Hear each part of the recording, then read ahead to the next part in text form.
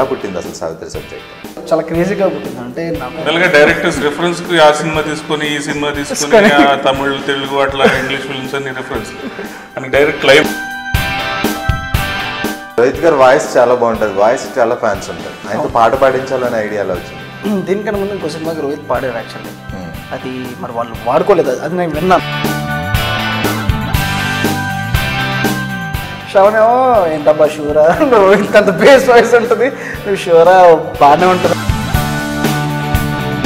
పేరుకి హీరో కానీ చేసే పనులన్నీ విలన్ పనులే చేస్తాడు.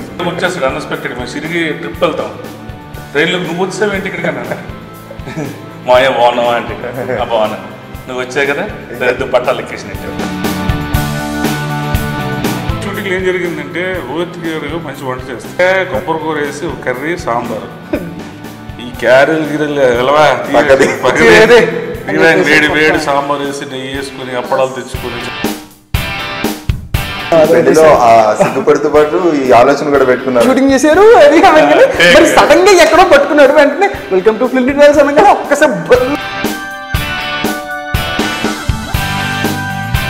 సో డైరెక్టర్గా అంటే మన కమాండింగ్ పొజిషన్లో మనం ఉండాలి, మనకు నచ్చినట్టు చేయించుకోవాలి. ఇప్పుడు యాక్టర్గా అయితే నాకు నచ్చినట్టు నేను చేయలేను ప్రతి. అదే డైరెక్టర్ ఉంటే నాకు కావాల్సింది నేను ఇష్టం వచ్చింది నేను చేయించుకోవచ్చు. ఇలా ఎవరు ఊహించారు సార్ అసలు?